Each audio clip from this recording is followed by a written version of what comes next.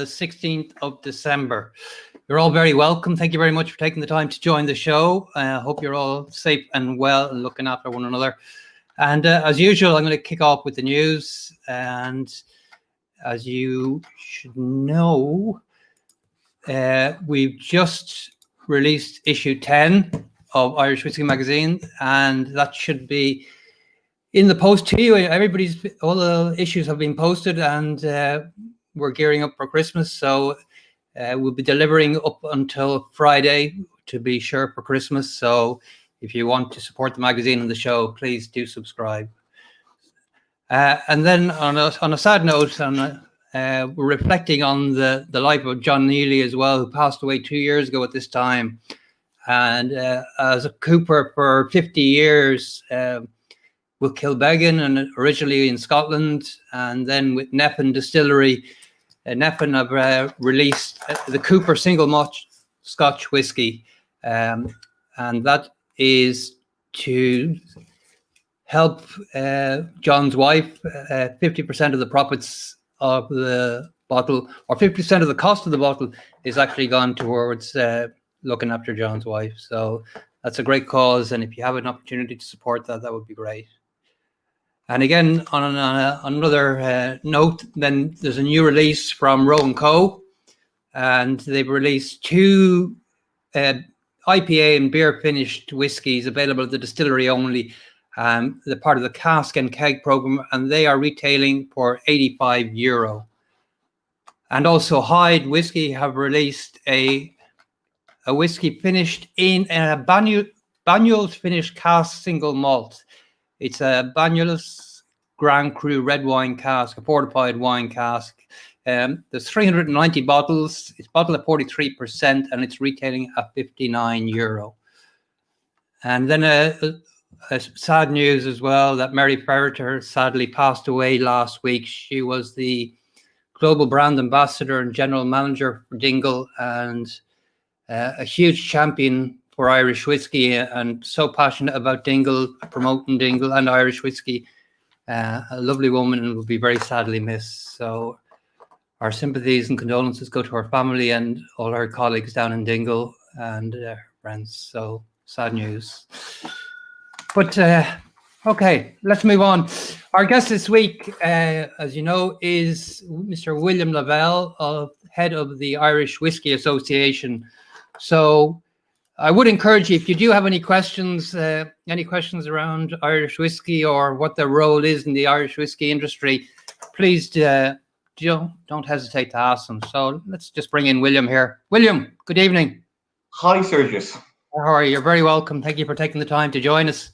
No, thank you for having me on. And just before we start, can I just say, first of all, congratulations on, I suppose, Words on Whiskey. You know, we've all had a tough year this year, but I mean, Words on Whiskey has been a great addition to the whiskey landscape, particularly when we haven't been able to get out and about. And of course, double congratulations on getting issue 10 of the magazine out. And I know I speak for a lot of people when I say we're really happy to see that out. So well done.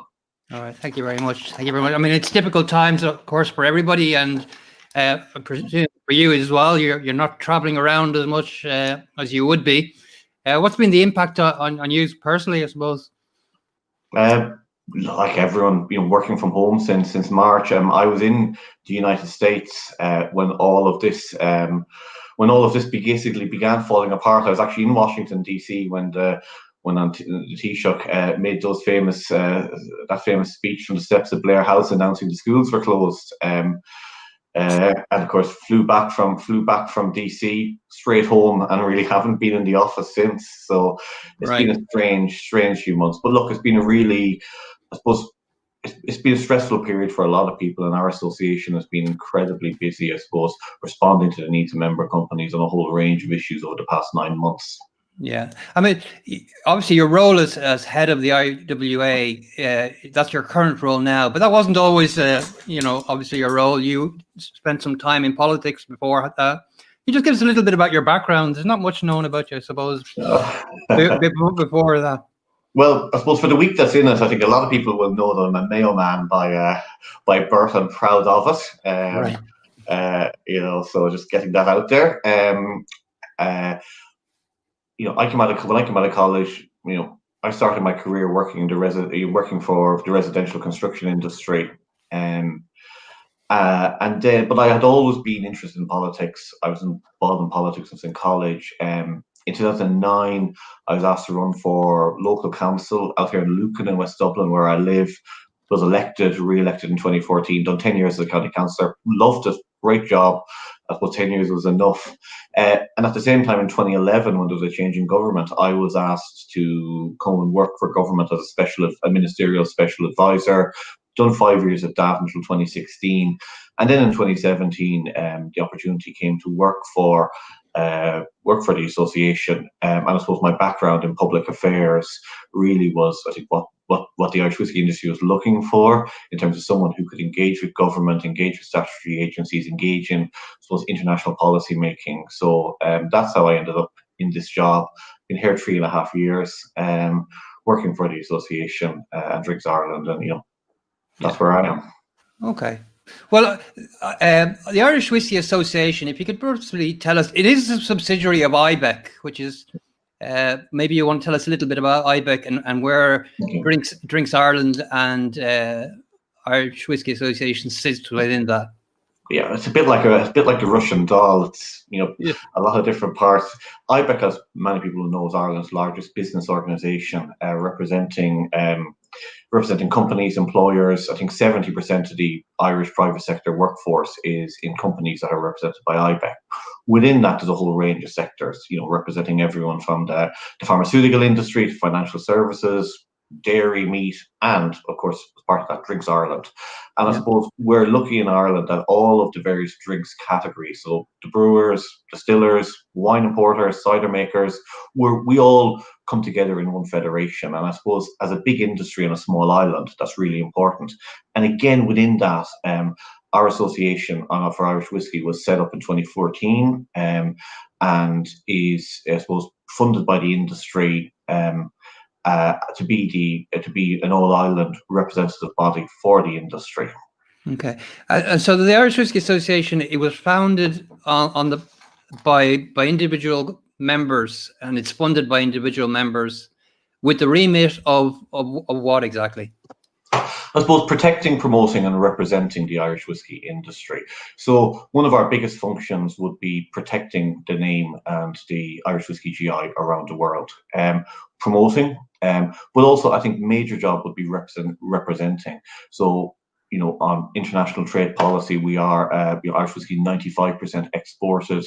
We have a major job working with governments, but obviously the Irish and UK governments who represent our industry north and south, the EU Commission, both working on issues like the EU-US trade disputes. I mean, some of the issues I'll give you an example. Some of the issues we're dealing with this week are, e-commerce bans in India, issues in relation to definitions and standards for whiskey in Russia.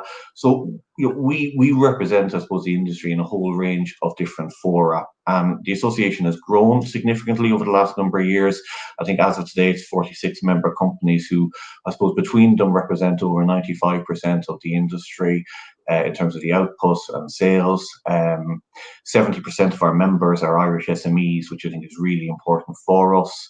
But we represent large and small distilleries, bonders, bottlers, brand owners. And back in 2018, I came in 2017.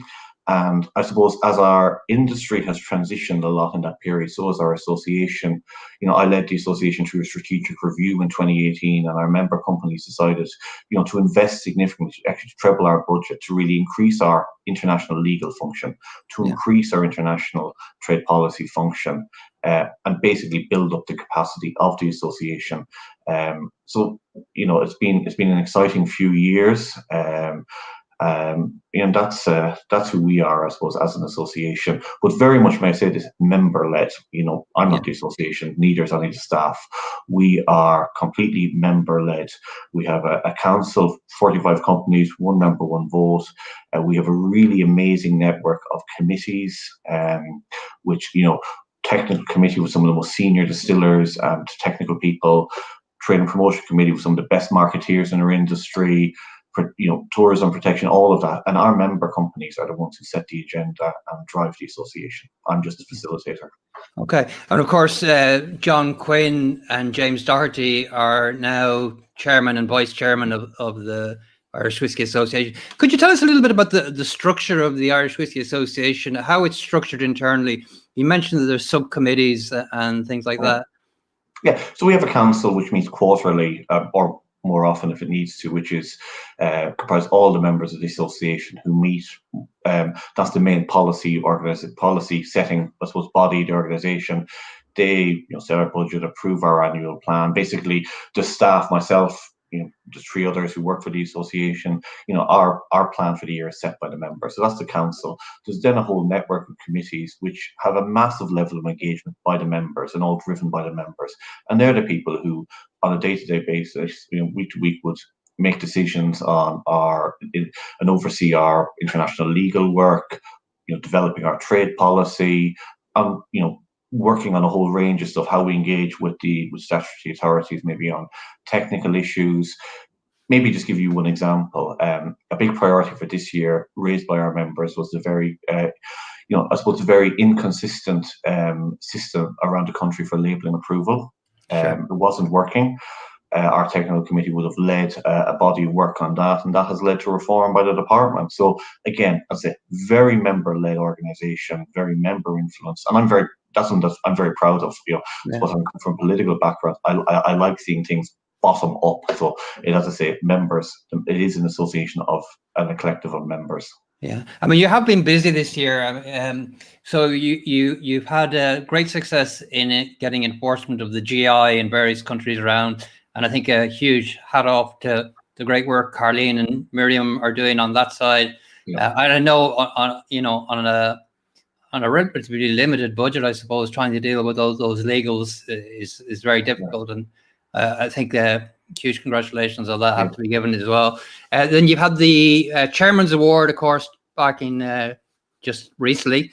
So that was the Chairman's Awards 2020, and we touched on that last week. In terms of COVID itself, what has the association done to help its members on the COVID front?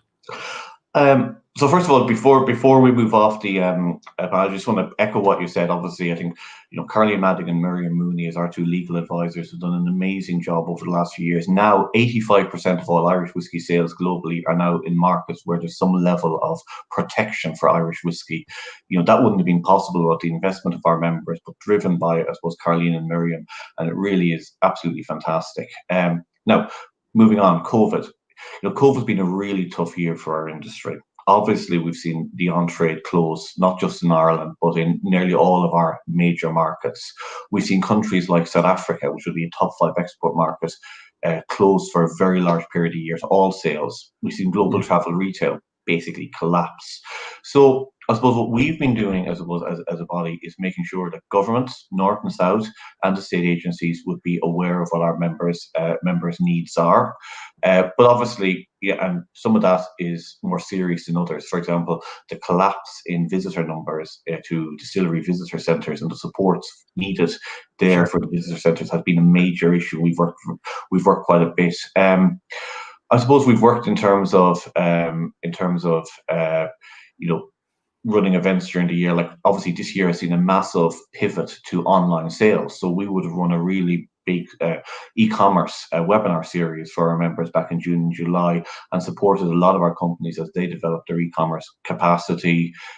We obviously done some promotional stuff in terms of work we're doing, back in June and July in terms of get back into the spirit to, promote Irish whiskey tourism among domestic staycationers, and now again in terms of supporting gifting and putting Instagram advertising and a lot of that type of stuff. But really, I mean, what the big issue this year has been, obviously from a broader IBEC level, is just supporting companies, making sure they know about the various government support schemes, acting as a point of contact between them and various government agencies, and I suppose getting the information down and lobbying for them. And we're lucky in this case to be part of IBEC. I think the work that someone like Danny McCoy has done in leading on behalf of the Irish business community, engaging with government, I think is well recognised. So it's been a tough year. for our businesses. But look, I'm glad, when I talk to people, I've spent a lot this week on the phone, end of year phone calls.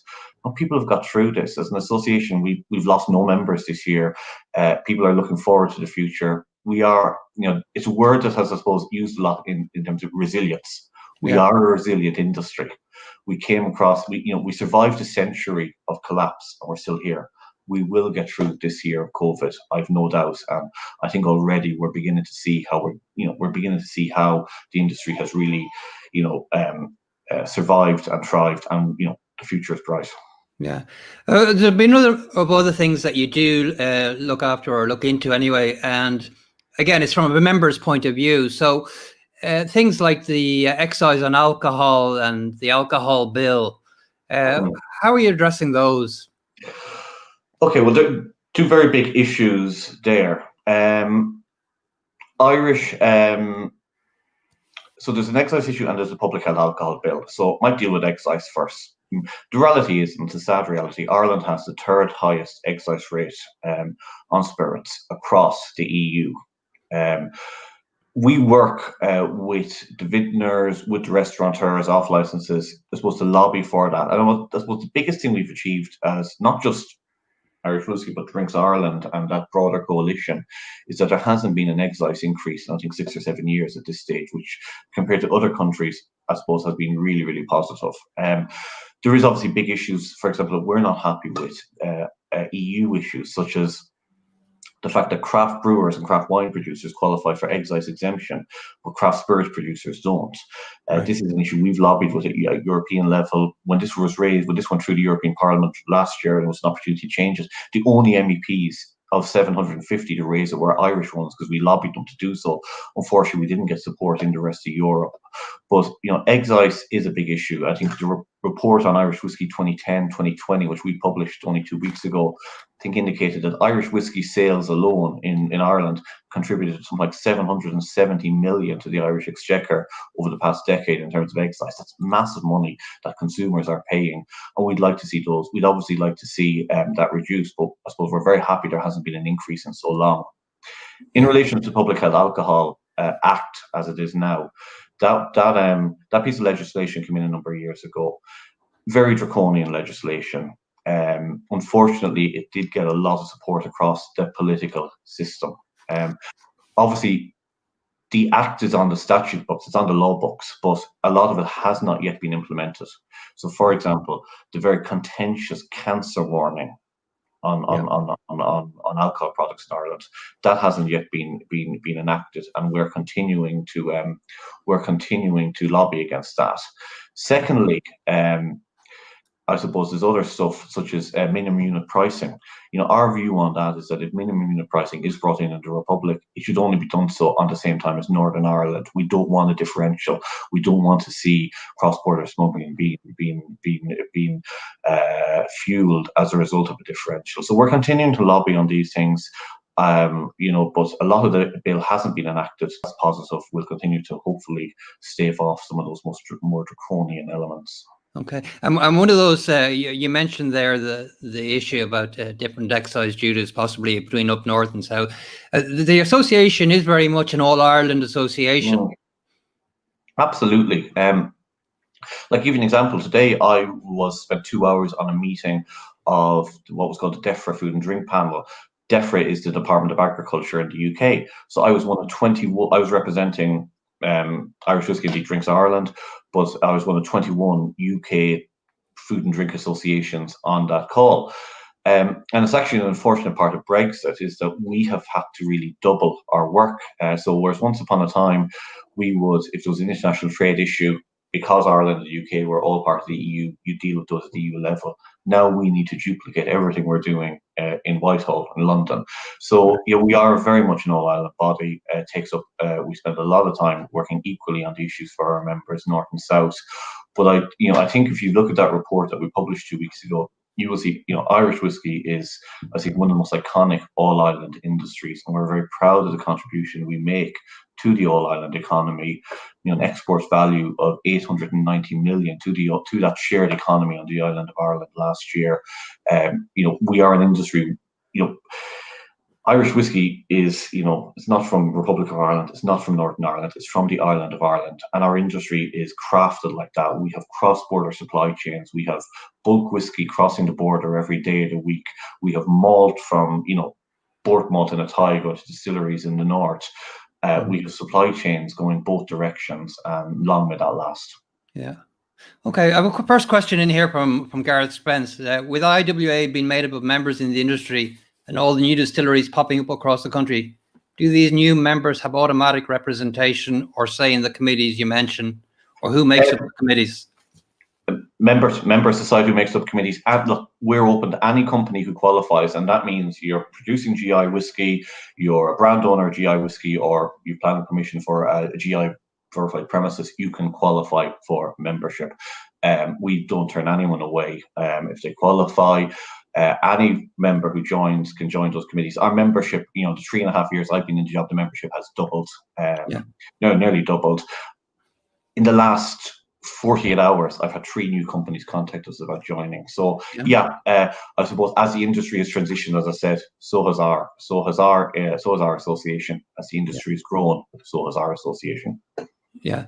Just in terms of the growth that you've seen, obviously 10 years ago, the report mentioned that there were 4 distilleries and now we're up to 38. And how many more are you seeing coming in? Or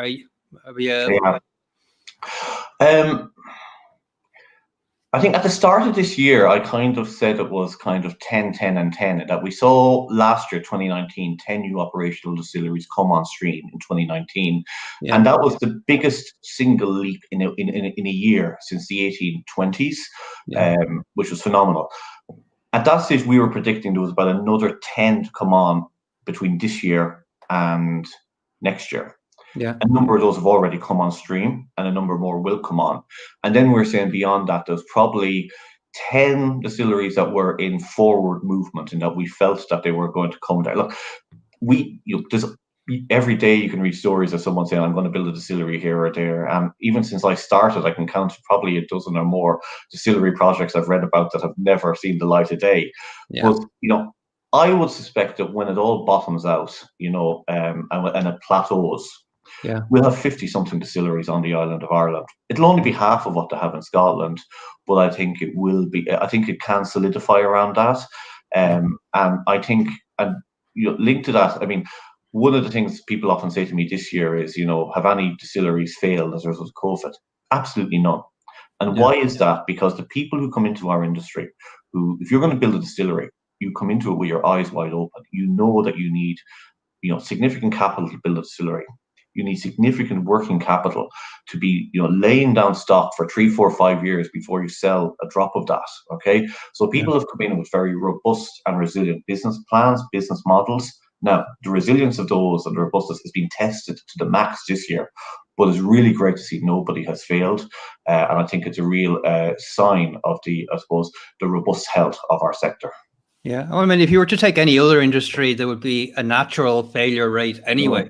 So, but in terms of how the association started up and where it is now, what have been the growing pains in getting to this point? I mean, 2014, nobody really could have foreseen that there'd be 38 distilleries. Has it grown and has everything kept up to speed with the rate of growth? No, I think so. And I think what we've done in 2018 is we spent 12 months over the full year engaging with our members on a strategic review. Okay, and a lot of growing pains surfaced during that period of time. It was very clear that we didn't have the resources or the governance structure to, what was set up in 2014 would not bring us forward. So we underwent a massive, as I say, restructuring and expansion in 2018. That really kicked off from the 1st of January last year. And so we have gone through that process 2 years ago, and I think it really set us up incredibly well. As I say, the membership is in the 2 years since that. I think it's been 10 new members. I think there's 6 companies in negotiation with us at the moment to join. But our structure can accommodate all of that, and I think that we have increased budgets. I think if I look forward and see challenges, I think there's 2 big things.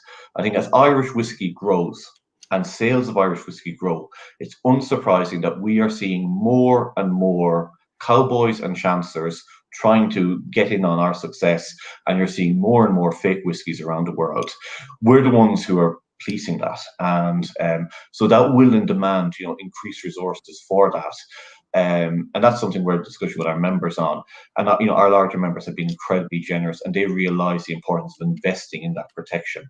But secondly, as we see, I suppose, increasing trends around the world to protectionism. We saw it in Ireland this week with the completely ridiculous reaction to the CETA trade agreement and the deferral of the vote in Dáil Éireann, a deal which actually is already in place and has resulted in a 44% growth in Irish whiskey sales in Canada in the last 3 years. But we see, mindless objections to free trade. That is leading to challenges around the world where we're seeing increasing trends to protectionism, more trade wars, more trade disputes.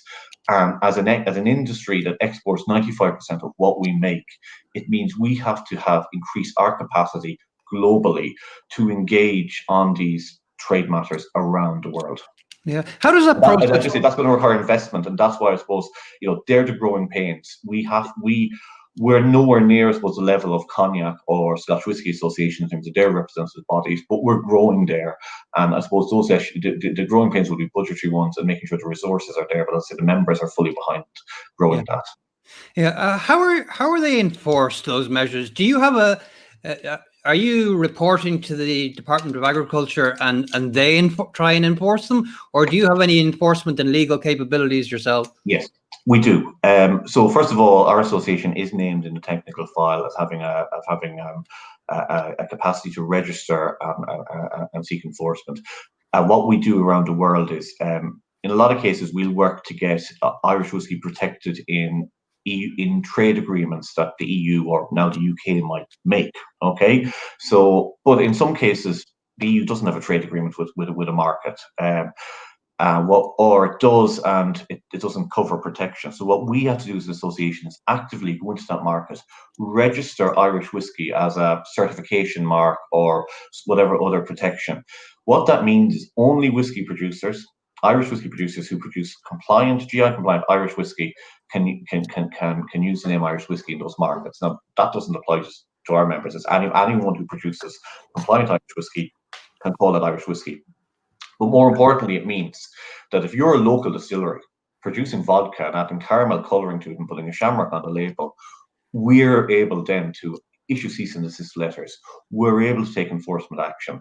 And that really varies from country to country. In some cases, there might be a very well-established mechanism for cracking down on infringing products, and we just make a complaint to the relevant statutory body in that country. In other cases, we actually have to get our lawyers involved. I think this year, just under our legal team earlier today, I mean, they're actively dealing with about 3 dozen of infringements in markets around the world this year, where they've actually had to get really heavily involved. And I suppose we have to retain, that means we have to retain attorneys and solicitors in markets around the world, but it is worth it. It means that consumers have the confidence that there's only authentic Irish whiskey on the shelves, and if it means that producers have the confidence to invest in sales and marketing in that market, knowing there's a legal recourse to dealing with the infringements, then that's great. I think that's something what our industry wants. And as I say, we're doing what the industry wants us to do. Yeah.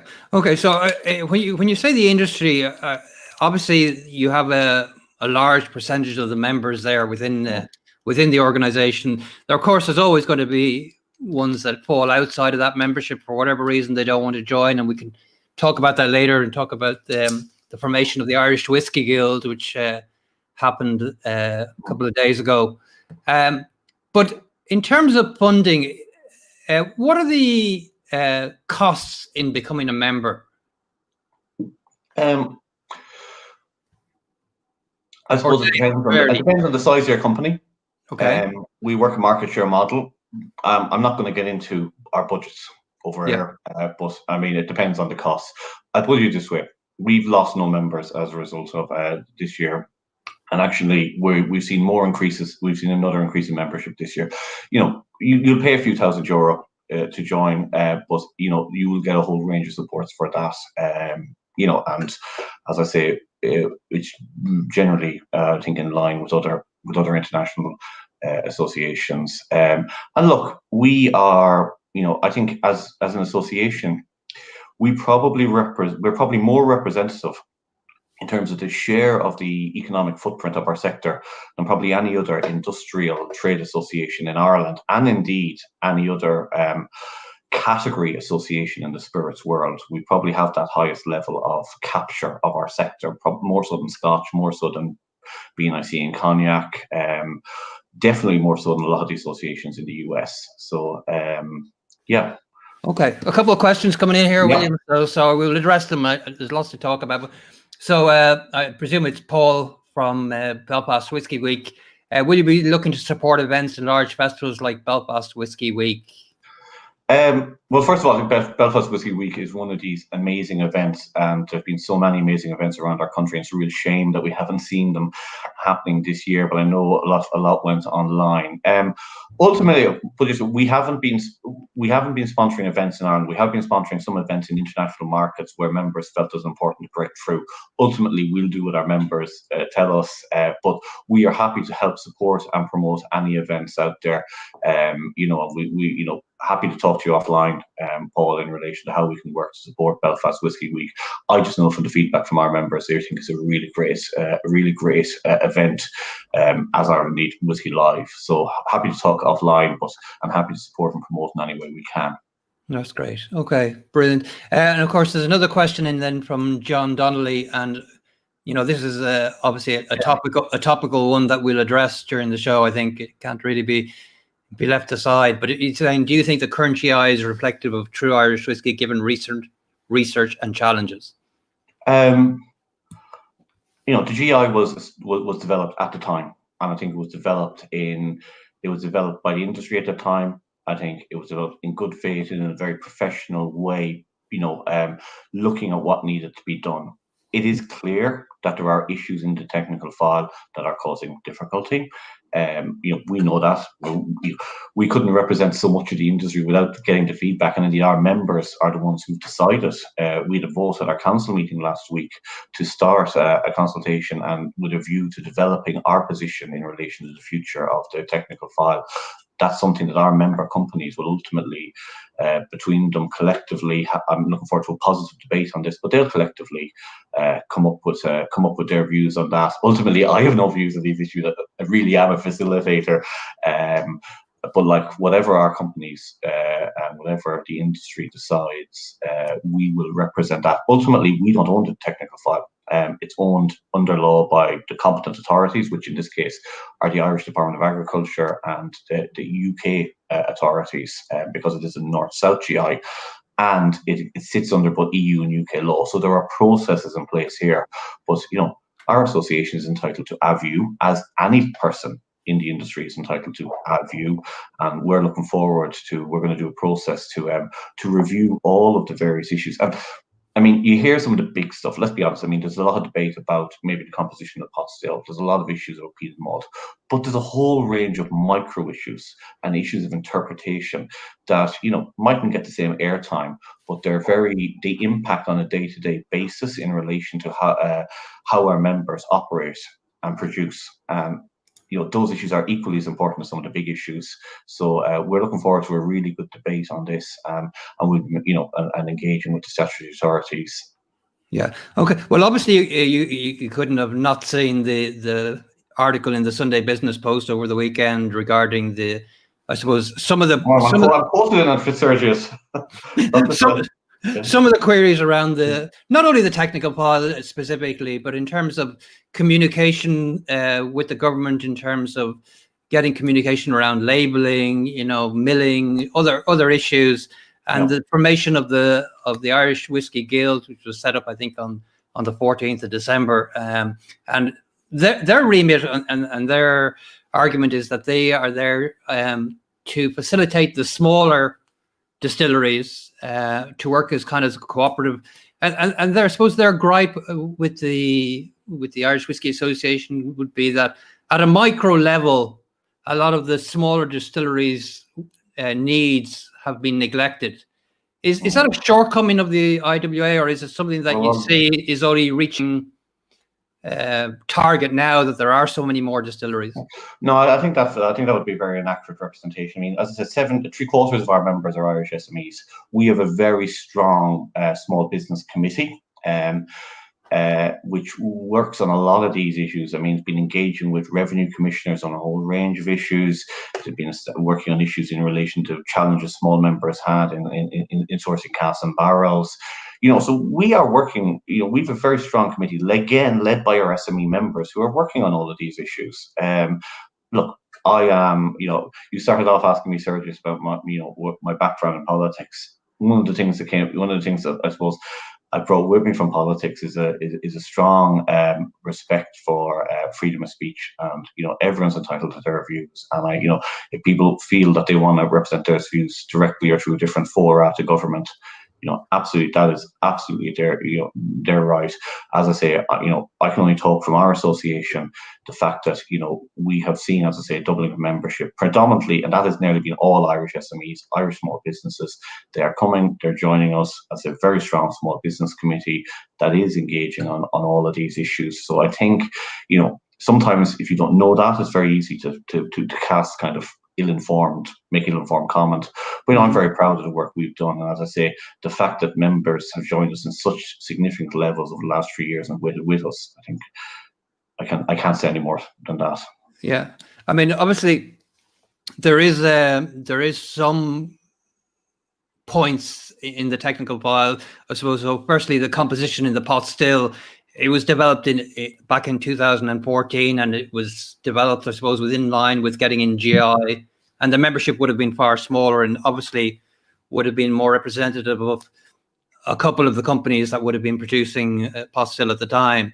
But is it time now? And you did mention it there, that you are looking at the technical file in all aspects of it, not just at the pot still level, but you're looking at it in terms of milling. The recent argument there was about, or misunderstanding that there's been around peated whiskey as well.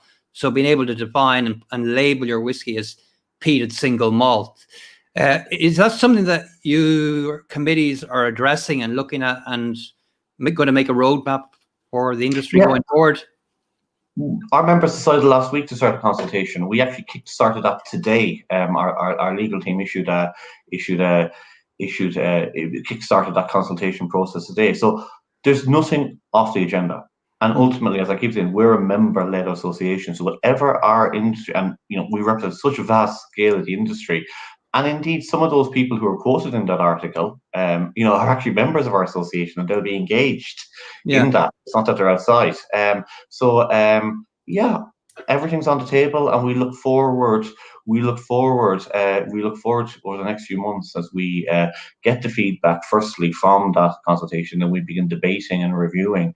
And look, some people may have a strong view on this, but they may find that they're in the minority.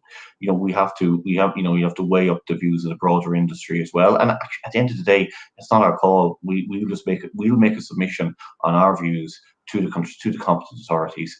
They have the final say on this. And it is important to know that the GI framework, the technical file, is really strictly defined in law, and the principle of traditionality is at the heart of the GI legal framework. So that needs to be understood as well. But look, we're happy to have that debate. And I've seen another question there from Brian. Look, all I can say is about SMEs. I mean, we have a strong small business committee.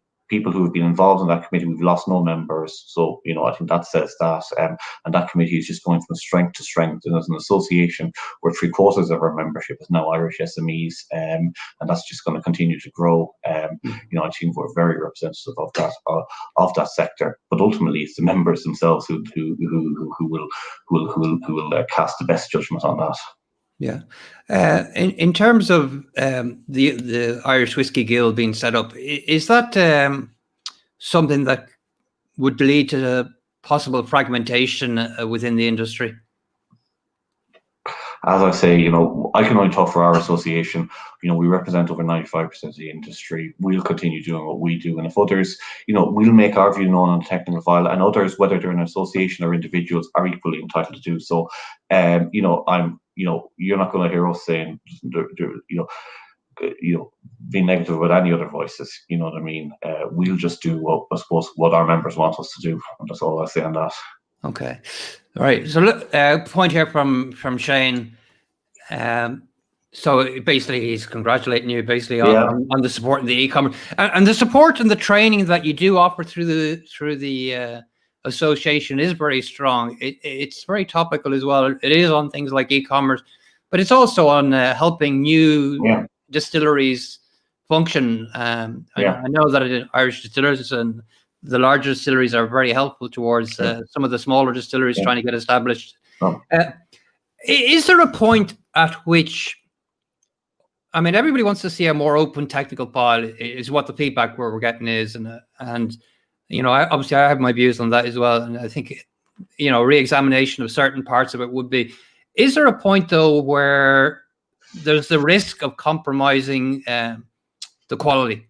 So quality is obviously, are we going to lose the run of what makes Irish whiskey if we open it up too much?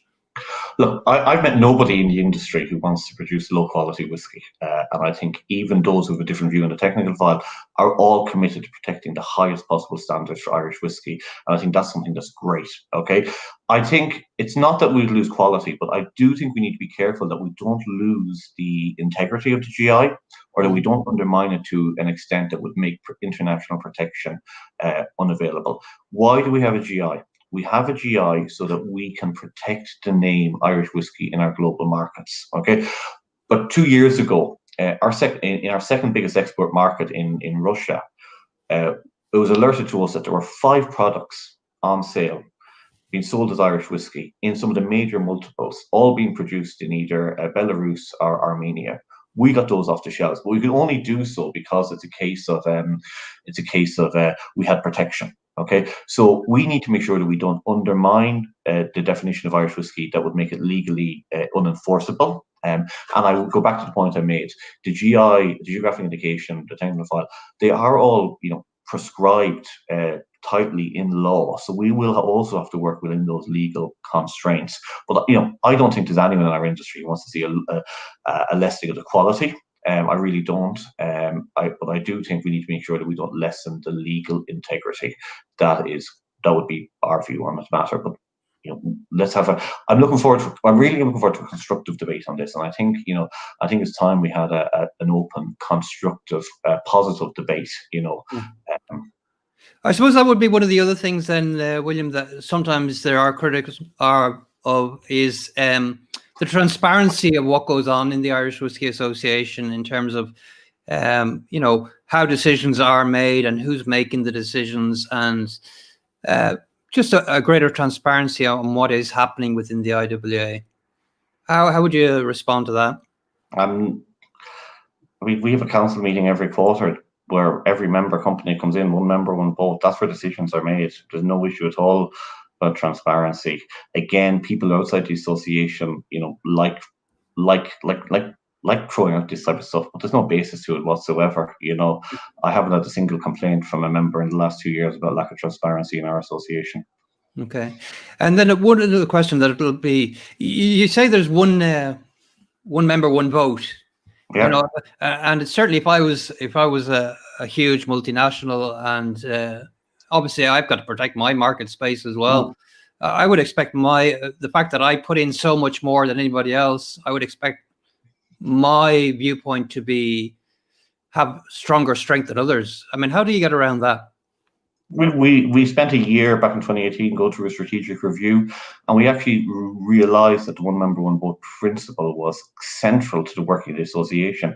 And the big companies, said we'll stick with that because it's critical to having a level of solidarity. Okay, I mean, I would just take a moment and say, 85% of Irish whiskey sales in the last decade have been dominated by the 3 big brands.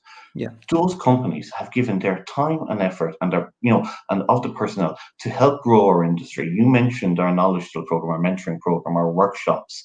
That only happens because the big companies are willing to support new entrants. It is phenomenal. There's nothing like this in any other industry in Ireland, or I think in any other industry in the world. The level of solidarity in our industry is phenomenal. And some people can't get their heads around it, and then they kind of come up with conspiracy theories. No, ultimately, we are, I must say, very proud of how the Irish Whiskey Association operates in terms of its very inclusive, democratic, and transparent measures. And really, I would pay credit to the large companies who have gone out of their way to make sure we have that inclusive industry.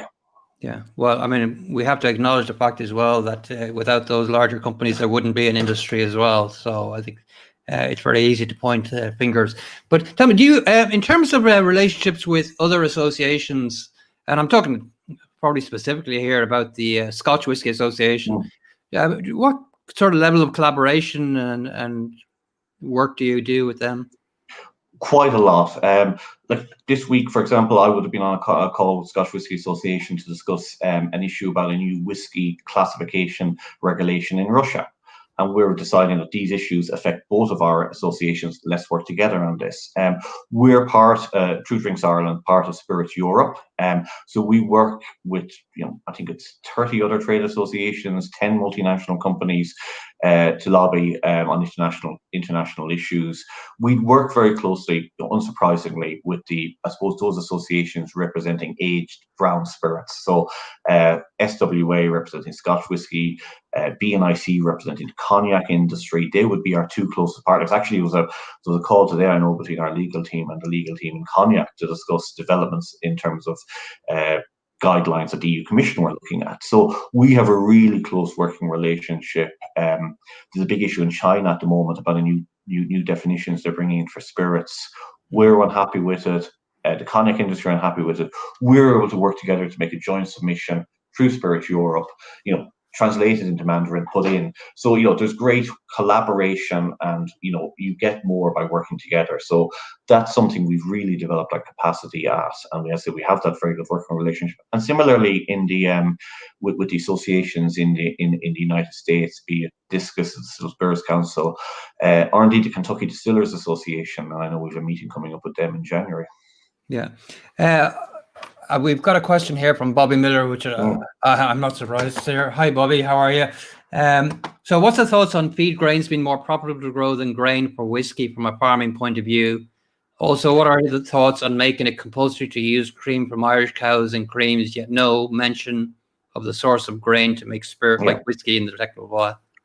Okay, so as Irish whiskey sales have grown over the last decade, we've seen a big increase in the demand for Irish barley. Okay, but we've also seen an increase in demand for maize and wheat to go into grain, which obviously is grain whiskey, which is made a component of blended whiskies. 95% of Irish whiskies sold around the world are blended whiskies. So what we have seen is, as sales of blended whiskies have grown, we have seen an equal and completely interlocking increased demand for both Irish barley and for maize and wheat. Now, unfortunately, we don't have a situation in Ireland where we have the maize supply, or indeed the wheat supply, to be able to fully cater for that demand. And we've been using maize and wheat for centuries, okay, and it's been imported. So, if we were to stop using that immediately, what would happen? There would be a complete collapse in the Irish whiskey industry, in that 95% of blended whiskies could no longer be made. That in turn would lead to a complete collapse in demand for barley. You could say, you could replace it with fully made whiskey from barley. Yeah, it would take 20 years for us to grow back to that stage.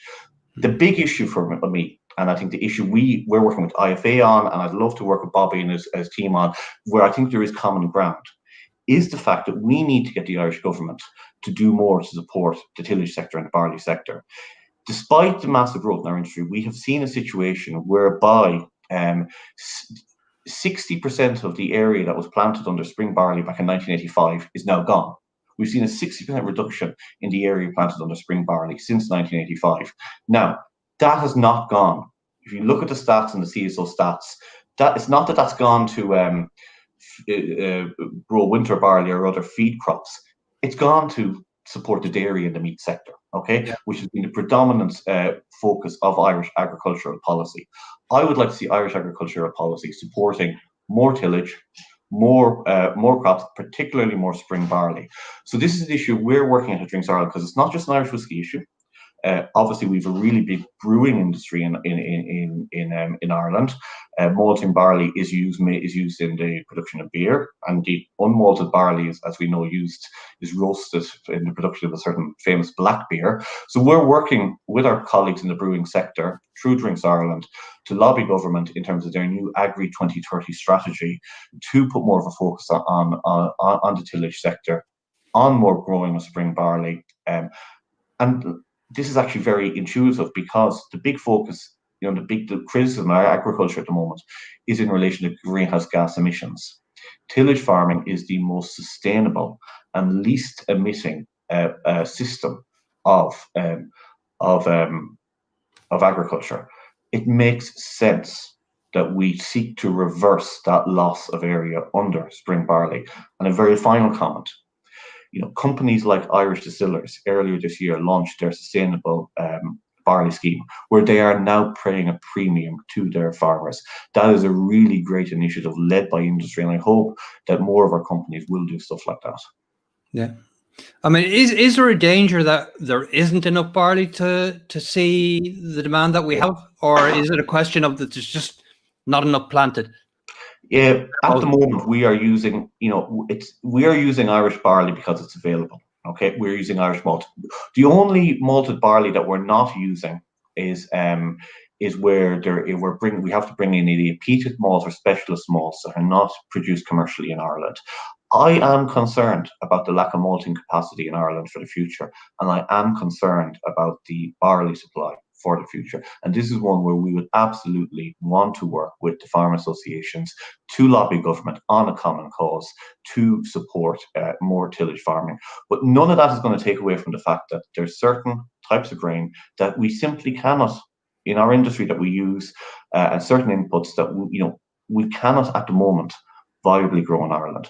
But let's not distract from what should be the common cause of ensuring that we have a really strong, vibrant spring barley sector for the future. Yeah. Well, I mean, I think there are other issues as well around that, in the fact that the maize that we do grow here, it doesn't give the yield that's required as well. So, I mean, maize needs to be grown in sunny climates, and until we get a bit more global warming, we're not at that level. Yeah, I would say one thing, and I see a comment from Alan Martin, and I agree. I mean, look, we get criticised for importing, maize. The reality is, I think what has been imported by the Irish whiskey industry in terms of maize is about 3% of the entire imported animal feed sector in Ireland. So if you're going to criticise Irish whiskey, you actually need to be consistent and be criticising everyone else who's bringing it in. That doesn't happen. I think we should stop focusing on this issue of maize. It's a distraction. The real issue needs to be to support a strong sector for the Irish barley sector. And we're already working, hand in glove with the IFA on this, and we're happy to work with the other associations. Yeah. Is there a question, and I'm asking, I suppose, a question that might come to people's mind is, in order for people to make their own brand stand out, is it that do you see and do you feel that people are looking for issues purely to get publicity out of it as well? That's a pretty blunt question. That is a view. Look, I don't make or sell whiskey, okay? But I do know that from those in our membership, there is a sense that, they don't like when they see, what should be internal debates of the industry being aired publicly, and they don't like when it's being used as a way to build people's USP, okay? There is amazing brand people in our industry. There's amazing provenance in the industry. We should be building our brands, both of the individual whiskey products and of our companies, based on how we make whiskey, where we make whiskey. We shouldn't be trying to publicize or get self-publicity for our brands by having rows. I think that's what you're asking me, and that's how I'll answer it. Yeah, okay, fair enough. One question then, I suppose, is going forward, what have you in plan for the next couple of years? And, assuming that COVID does come to an end, hopefully mid next year anyway, are there companies, one, that will not make it through? And secondly, what are you doing on a more global level in terms of Irish whiskey? So we just agreed our work plan for next year. Happy to talk about that. I mean, there'll be a lot of focus on a lot of member events. We're going to have a big series of 8 workshops or webinars on market access, looking at both emerging markets and trends in established markets. Our knowledge digital program is going to be looking on themes such as crowdfunding of Irish whiskey SMEs, sustainable packaging, laboratory analysis capacity, and a growing issue, and how do we support newer and smaller both distillers, but also blenders, bonders, bottlers to enhance their capacity for quality assurance. So there's a whole range of issues we'll be doing like that. This year we'll be obviously increasing our international protection function, a lot more invested in actually monitoring what's happening in international markets, and some very using some high tech online systems to help us monitor brands in markets on the other side of the world. Our trade policy function is going to increase significantly. We have a new administration in the White House coming in on January 20th. We want to make sure, we want to get to the end of the Trump administration without having any more tariffs put on Irish whiskey. 99.93% of Irish whiskey is tariff-free. That's been an amazing achievement. We're very sad that a very small number of Northern Irish single malts have been hit. I really want to see those lifted, and we're going to be, working very closely. We've already begun identifying the people we need to talk to in the new incoming administration. So there'll be a big focus on trade policy. Brexit, from the 1st of January, Brexit will cause issues for our industry, because we will now be exporting from 2 different trading blocks, from the EU and the UK, and that will mean different rules for Irish whiskey, whether it's produced in Ireland, Northern Ireland, or produced on a cross-border or all-island basis. So we're going to have a big workload to deal with that, and that's just an unfortunate reality of Brexit. And then internationally, look, as things happen, we're going to continue our work with controlled states as an association, because we're not a commercial entity. We have an ability, which even the big companies like Irish Distillers, Slumber, Bushmills can't do, that we can engage with, the quasi-governmental provincial liquor control boards and state liquor control boards in Canada and America in a way that individual companies can't. Like last year, we brought the Pennsylvania Liquor Control Board, the biggest control state in the US. We brought their buyers to Ireland. They met or visited 26 of our member companies. It's the first time they've done an overseas visit. So we want to build, and that's building opportunities. That's resulting in more listings of Irish whiskey in control states, and something where we as an association can bring a value added, because we can do stuff that our members on their own cannot do, but collectively we can. So there'll be more of that happening next year. So yeah, it's going to be a really busy, a really exciting year. As I say, John Quinn has just been elected our chairman from Tullamore Dew, and one of the most respected global brand ambassadors in our industry. And he'll, I think, do a big job at helping promote Irish whiskey. We've James Doherty from Sleeve League elected as vice chair, and I think he'll be taking a very strong role, I suppose, representing the very large number of SMEs in our association as well. Yeah, I mean, that is one nice element of the association, is that the chairmanship does vary between large and small every year. Of course, there's a lot of talk about the 5% rule here, and you did mention that the committee is going to be looking at that 5% rule and the technical file at a wider level over the next couple of weeks, you said, or throughout the year. Yeah, and I mean, that issue has come up a few times. I mean, look, and our member companies will also be, they will be looking at, they will be, I suppose, considering it from an NPD and a consumer and innovation point of view. Look, nothing's off the table. We're looking forward to a very positive, constructive debate. I don't make one iota of policy in our association. It is completely led by the companies, and we look forward to that debate.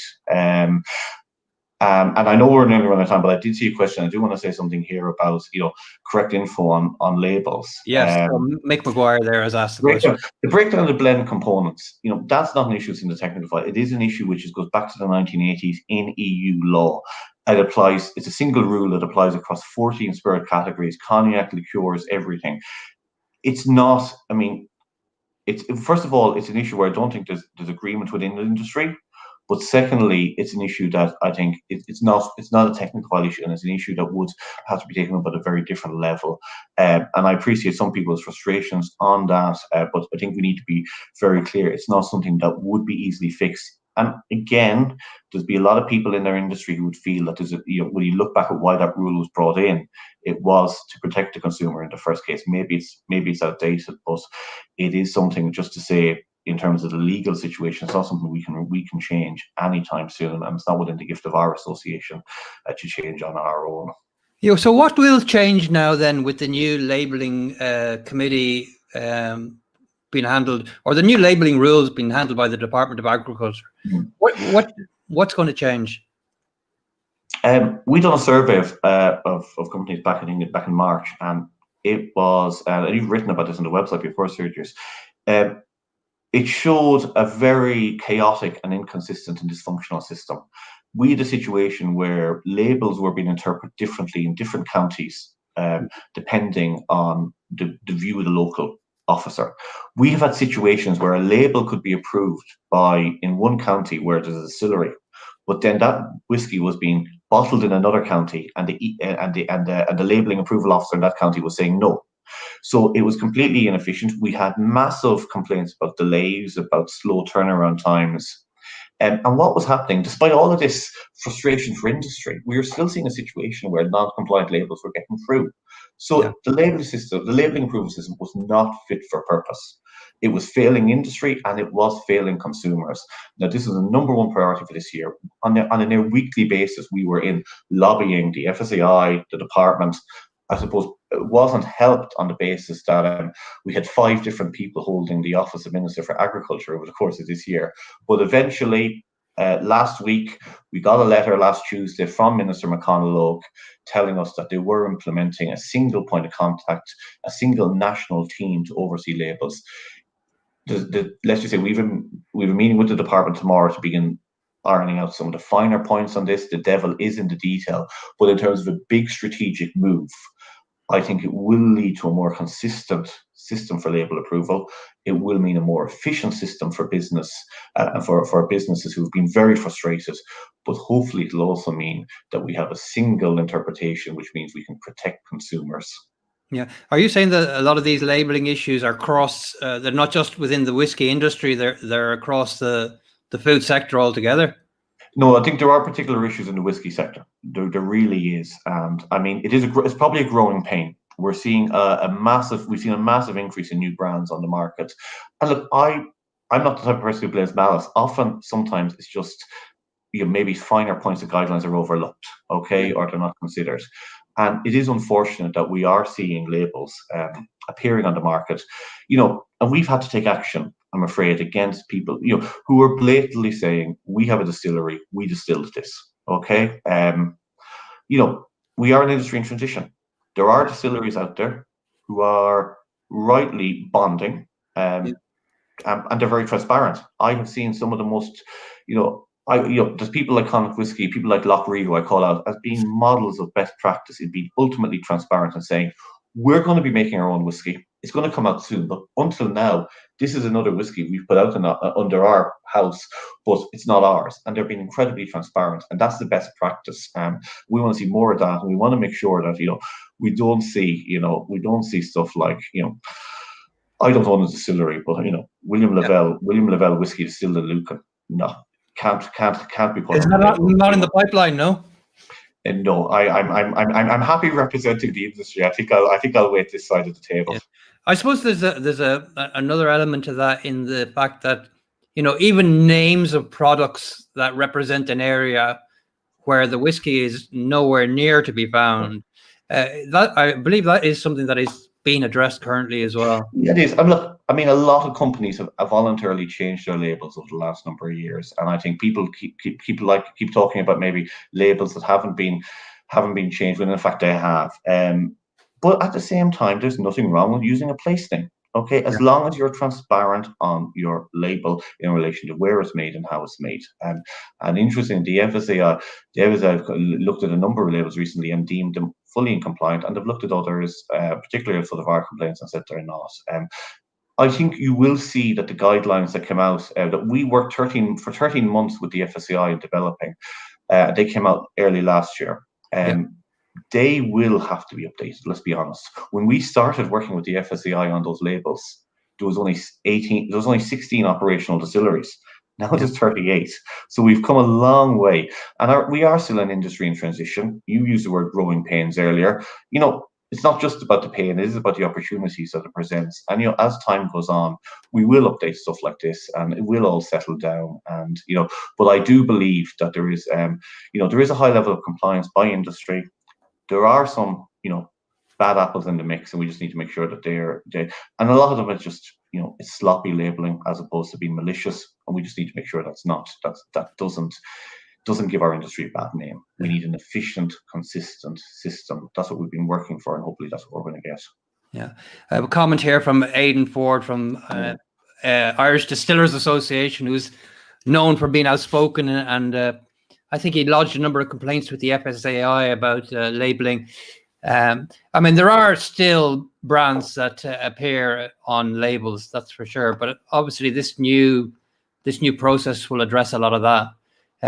Connor Keenan is saying willingness to offer transparency is a competitive advantage denied to smaller distillers, forced to deny consumer knowledge of what's inside their bottle.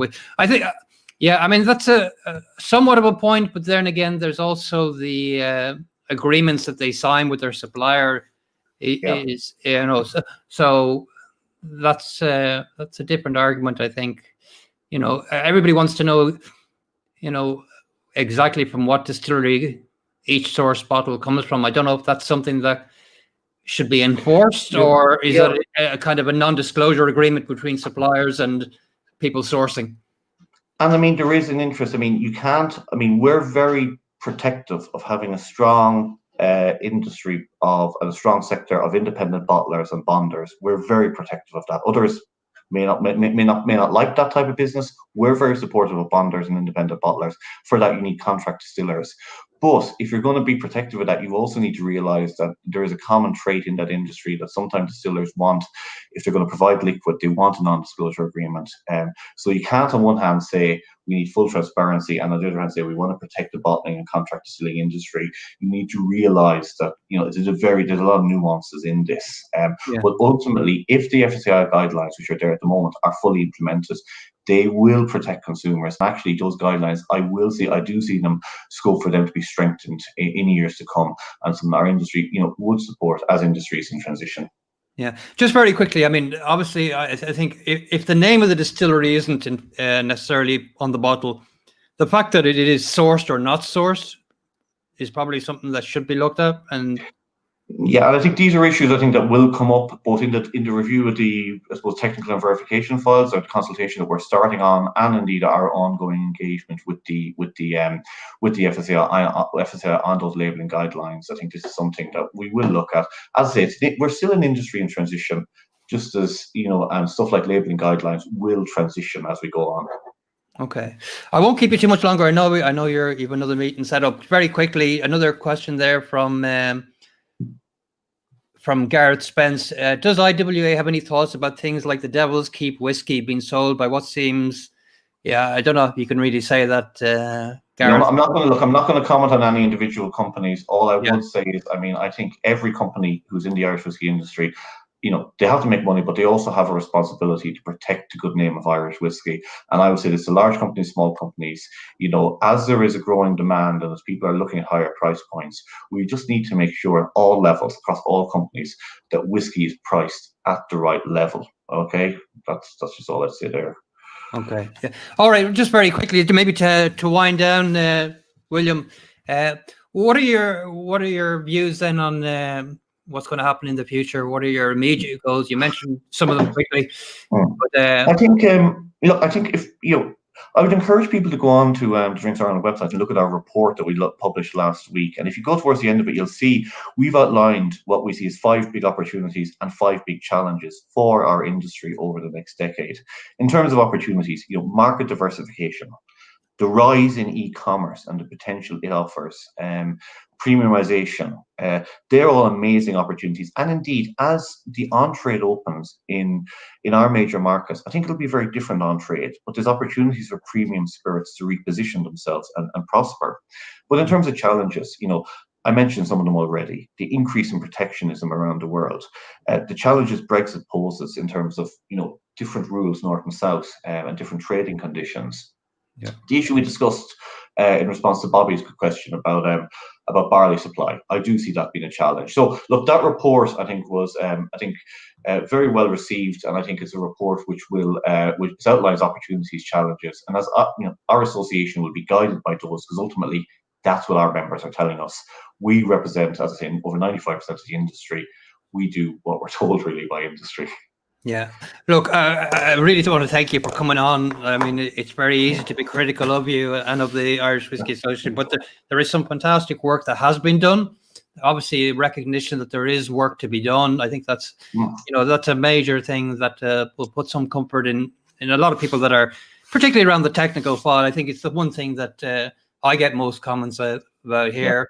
So, look, I just want to thank you very much. I think I want to thank your team for doing a fantastic job on protecting the category, and we shall speak again soon, I hope. And sorry, just as a final comment, and I should have said, I thought it was very nice of you to acknowledge at the very start of the meeting the loss of our really dear and esteemed friend and colleague Mary Ferreter. And obviously, as an association, we extend our condolences to Mary's family and friends and to our colleagues in Dingle. And in her honour, often when it comes like this, it's like I can't pick a whiskey to say I have a favourite. I'm not allowed to do that. But on this special occasion, I do have a Dingle. Tonight we'll be raising a toast in memory of Mary, and I think it was very nice to acknowledge her at the start. And as I say, she was someone who has an amazing respect. Our industry had an amazing respect and love for. So Sláinte, and let's remember Mary with a toast. Look, William, that's a very kind thought to end on. And I just want to thank you again for putting yourself in the firing line. If you like, you think you dodged a few bullets. My politics learning came in well, Sergius. Thanks. You dodged a few bullets there, but look, thank you very much for coming on. And obviously, we'd love to have you on in the future and see how those things have developed. And all the very best, and happy Christmas to you and to all of it. I know we had a good audience here tonight, so happy Christmas to everyone, and hopefully 2021 is a much better year for all of us than this year. So yes, thank you very much. Thank you, Sláinte. Well, I hope you had some of your questions answered there, if not all of them. Look, it's a very difficult position that William is in as well.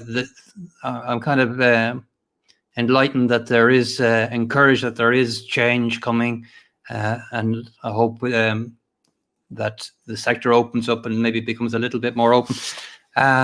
But we have to remember as well that we do have one of the more open technical policies out there, but there is still scope, and I think there are things that we would like to see change. So let's keep an eye on how they do, and I hope you enjoy the show. We've actually got another show on Friday this week, and we've got John Teeling on with Mark Quick from Neffen Distillery, and we're just going to pay a bit of an homage to John Neely, and hope to see you on the show on Friday at 6:30. But we'll send out more details of that. As I mentioned, thank you very much, and thanks everybody for the lovely comments about the magazine. And look, we'll keep going, and we'll make it come out on time as well. So thanks very much, everybody, for the support, and stay safe and stay well. Thank you. Sláinte.